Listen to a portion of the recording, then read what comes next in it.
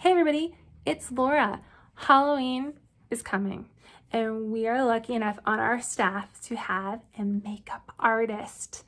So I asked Rachel to help me out, and she's going to show you today how to make this galaxy makeup look so that you can look amazing for all your Halloween needs and get-togethers. Everything we used today was available at Walmart and not specifically Halloween, so you can do this any time of the year.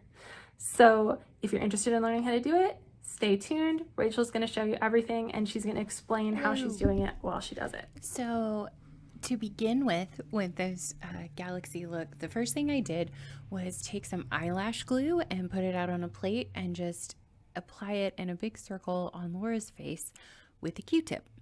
Now, normally I would use liquid latex for this, and currently you can get that at Walmart in a 16-ounce bottle. If you're not going to use it all the time, I would recommend going this direction. The eyelash glue dries clearer and is a lot cheaper, and 16 ounces of liquid latex will last you an eternity unless you're using it all the time. So lash glue is the way to go. And then on top of that, I just tore up a bunch of strips of 1-ply napkin. We happen to have some super smooth 1-ply napkins here at the library.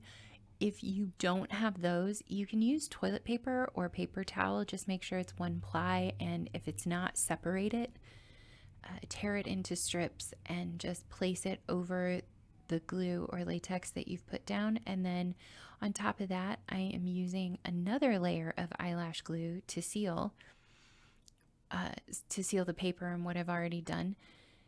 And you're just going to keep building this up. Now, I will tell you that in the past, I have done this galaxy look, but I've also done some gorier kind of blood where it just looked like my skin was being ripped away. It was kind of bloody underneath, so you can do that. You can get fake blood in a lot of places right now. You can also make your own with some chocolate syrup and some food coloring and some corn syrup. I have also done where I've taken silver face paint and painted like metal plates underneath this spot, so it looks like I was a cyborg underneath. So you can do a lot of different things with this look, and you just keep building up this section, because what you're trying to do is make basically a fake skin that looks like it's being torn away from the rest of your face to reveal whatever's underneath your skin. So you can keep building it up. I think I did 2 or 3 layers, but you can do as many as you want, 5, 6, 7. Just make sure that you do a layer of lash glue, a layer of paper, a layer of lash glue, a layer of paper, and until you get to the desired texture that works best for you and the look that you're trying to create.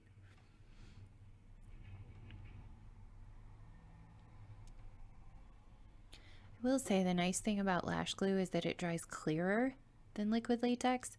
So I've used liquid latex for years now, but it has a bit of a yellow tint to it, whereas this glue dried completely clear, and the only thing left was kind of the whiteness of the paper towel underneath. So that was actually kind of cool.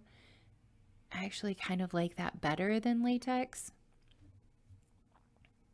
The one issue that you might have with lash glue is that given the right amount of water or the right amount of eye makeup remover or just makeup remover in general, it will come off. It's made to do that, but it's also made to be closer to your eye. So for something like this, you might prefer it anyway. You just have to be a little careful with it. It can feel a little delicate, but it's not terrible, and it will, stand up to whatever you're trying to do with it. Just make sure you get all of your edges covered so it doesn't just look like a flapping piece of paper towel attached to your face where your edges didn't get sealed. So here I'm trying to do two things. One is pull the hair out of the latex that we accidentally stuck down.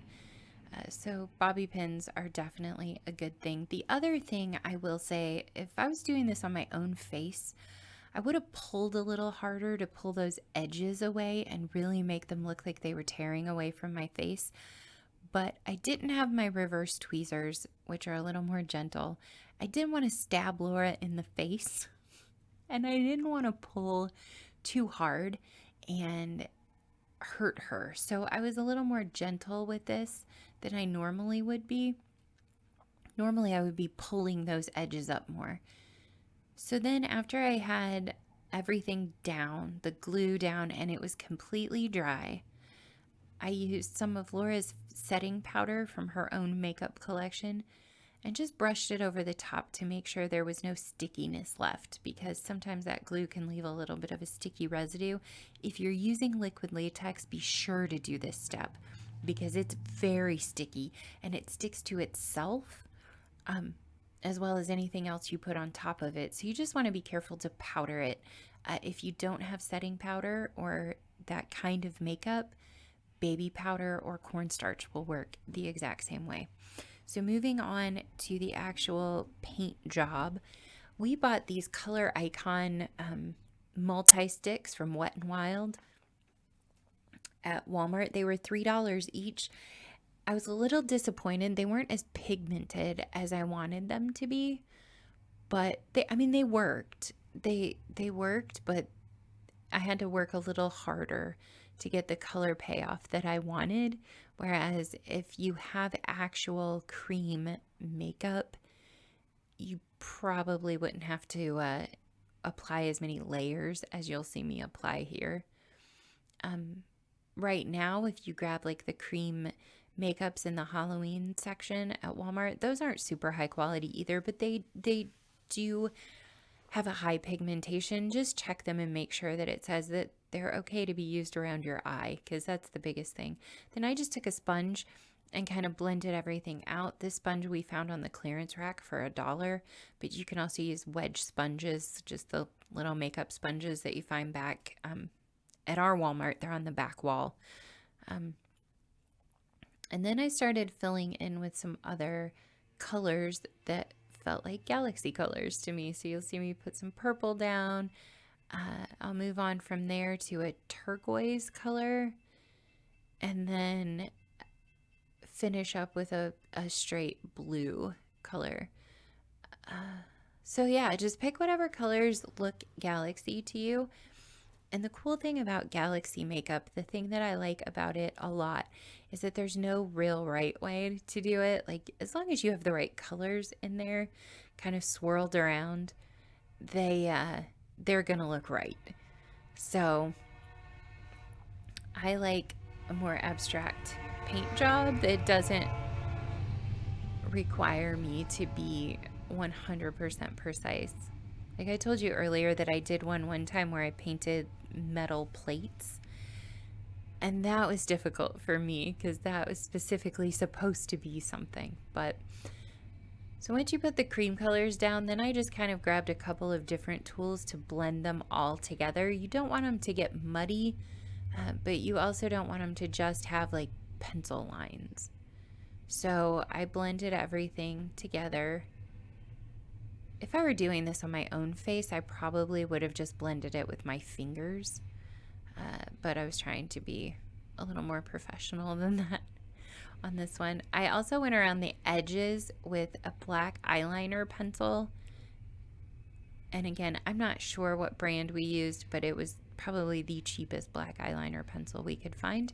And I just went right along the edges. Now, if I had pulled these edges up, like I told you earlier that I wanted to do, I would have kind of colored the black up under it, so it cast a deeper shadow up under the edges, but you know, we made it work.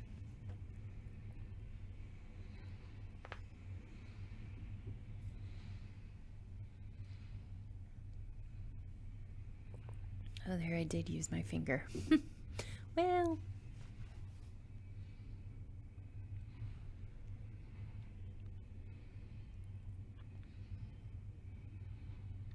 I tried my best to avoid getting makeup on the actual fake skin that we made, just because you want everything to look like it's underneath that skin and not coming from on top of it.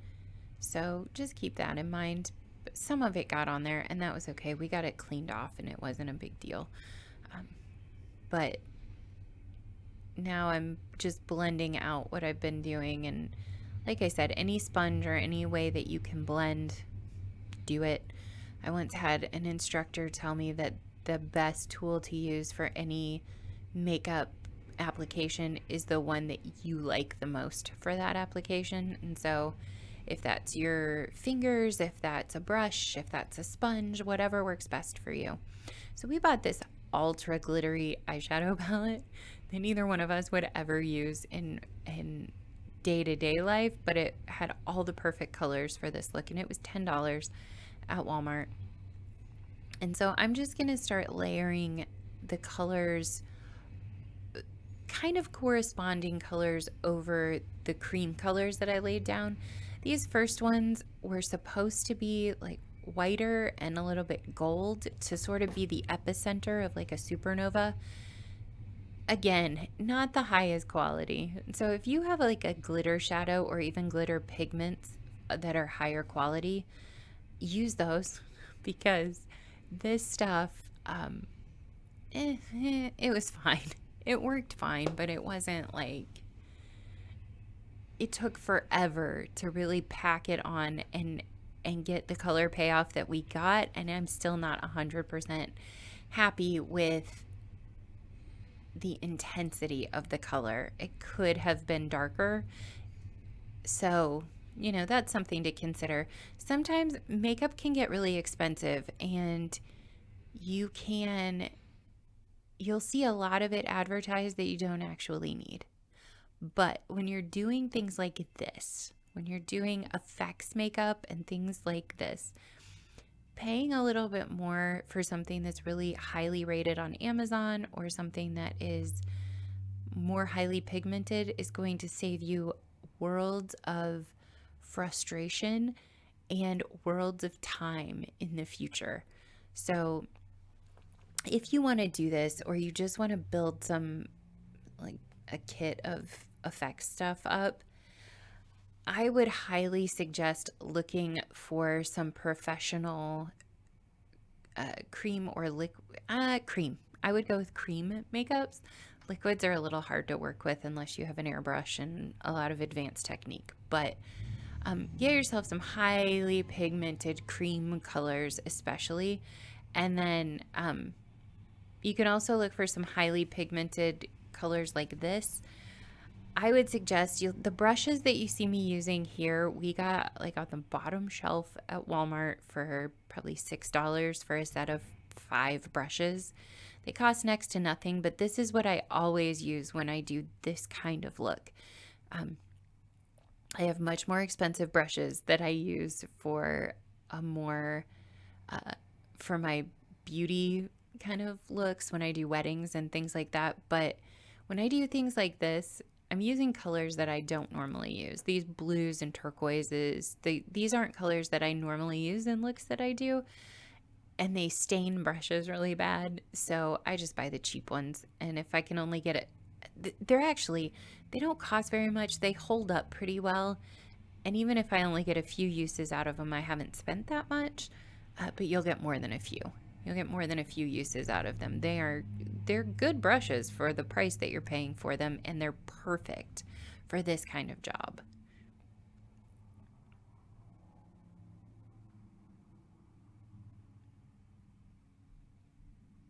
You'll probably notice that you can't very well see. You'll see a little bit of shimmer, but you won't see like straight up glitter.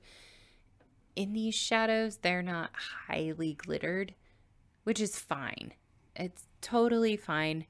But you could also use matte ones or shimmer shadows, whatever you have, use them, because we're going to give them a star look later.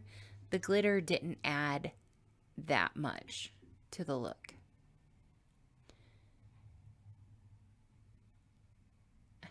I just keep trying to press more color in, more color, and not muddy up the blue and the turquoise, but make sure there's enough of it that it really looks like a night sky.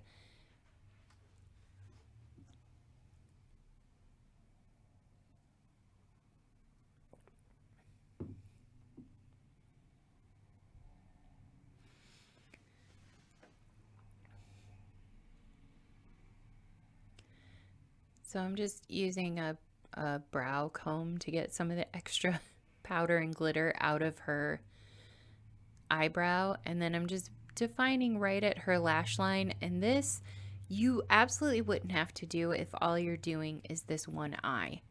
If you're going to make a complete look of it, like Laura and I kind of did, it I like just defining the eye enough to make it stand out. You could actually just use white over it, or even a base of complete black before you start putting these other colors down might have been really cool too. Now that I think about it, that makes me want to try it. But I kind of knew what I wanted to do on the other side as well, and so we defined the lash line a little bit. These light colors were the hardest to get to pop out. So now what I'm doing is using a face paint palette. This is water activated face paint.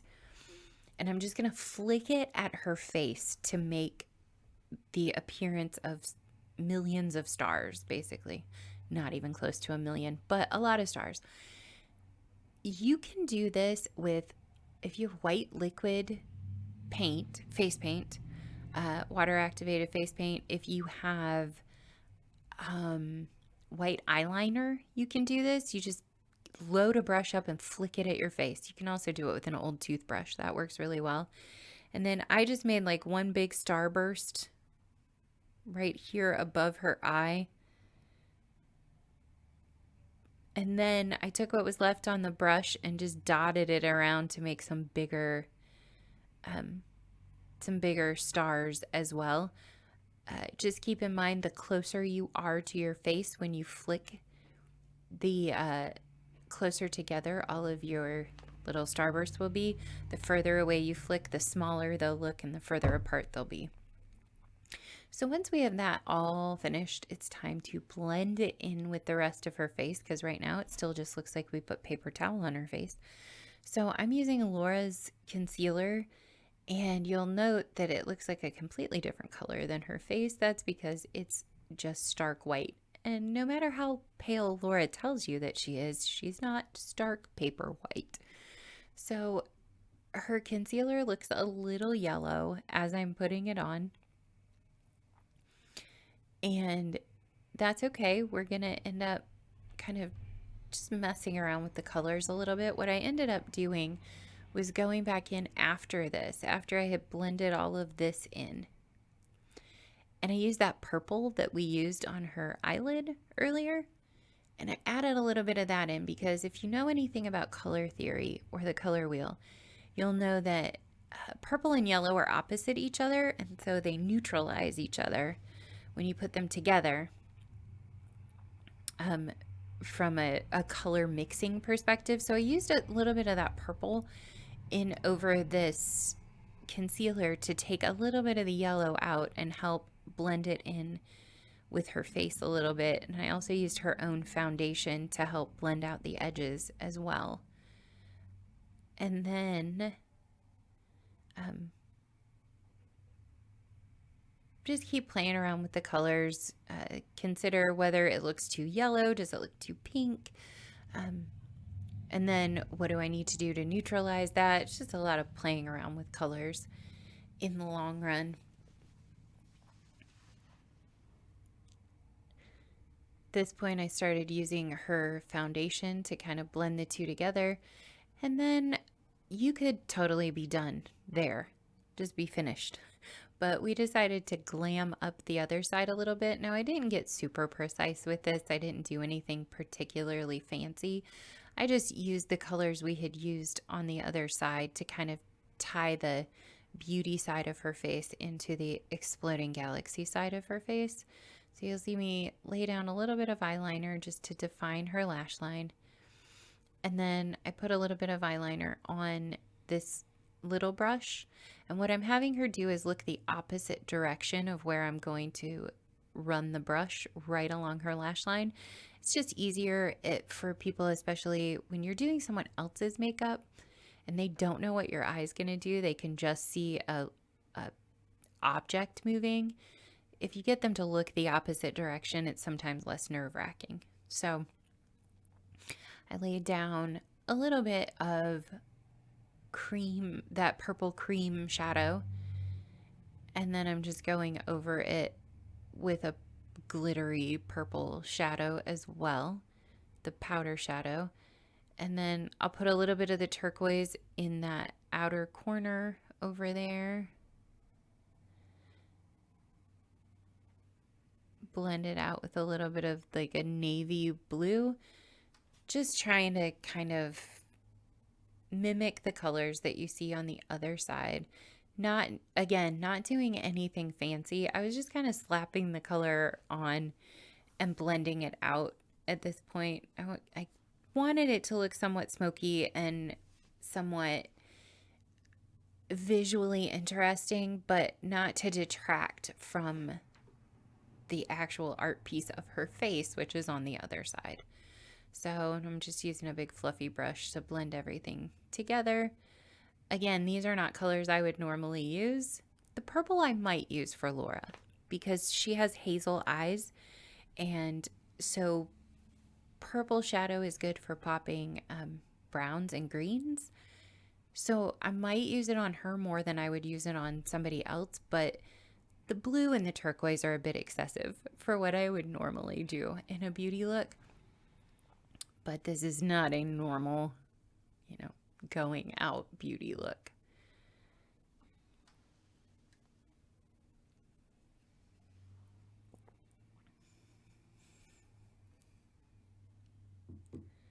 You'll find that everything I put down, I smudge out because we just want it to look kind of smoky. And then I'm putting mascara on Laura. I realized after the fact that she had brought a lash curler of her own. I didn't know she had it until after I had finished her entire look. So curl your lashes first if you're going to apply mascara. It always looks better, but I didn't realize we had a lash curler at the moment. So the other thing with this is this mascara I bought specifically for this look. So no one had used it other than Laura. That's why I'm applying it straight out of the tube like this. Normally I would just use like a disposable wand, but because nobody else had used it before, everything that we use in this tutorial we bought specifically for the tutorial, or it's Laura's own makeup from home. So I was a little less specific about that. Now, when I do this lower lash line here in a second, you're going to see me paint, there we go, a big giant blob of mascara right under her eye. Let me give you my favorite tip as you watch me apply false lashes to the other side of Laura's face. When it comes to mascara, if you're a mascara wearer, you're probably going to get it on your face somewhere that you don't want it at some point in your lifetime. Resist the urge to wipe it away immediately and let it dry. Once you let it dry, as you can see there, you just flake it off with a Q-tip and it comes right off. It doesn't leave any residue behind. That's my #1 mascara tip of all time. But now I'm just touching up her foundation. I could have done all out like blush and contouring and highlighting and all of that, but at the end of the day, I want Laura to still look like Laura, and that would be excessive. So now I'm using a lipstick again that we bought specifically for this that I probably never wear or ask anyone else to wear ever. But it was so cool for this look. It's like a duochrome black and blue glittery lipstick that we just picked up at Walmart. And again, nobody else had used it before, so I'm using it straight out of the tube. I wouldn't normally do that. I mean, I would on myself if it were mine, but I don't typically do that with other people. I don't put things that I put on my mouth directly on someone else's mouth, but since we bought this specifically for this look, it worked. So this has just a regular stick lipstick, and it comes out looking kind of black, and you can see the kind of blue and purple sheen in it, which I think is so cool. And then the other end has a gloss with it, kind of a lip paint that is the same color. And so we use that because it gives a really incredibly cool shine. And that's it. That's how we finished off the look. So I'm going to go ahead and say thanks for watching. If you have any questions, feel free to either ask Laura or ask me. Stop in the library and ask me. And thanks for letting me play, Laura. It was a lot of fun. It makes me want to go home and do one to myself now.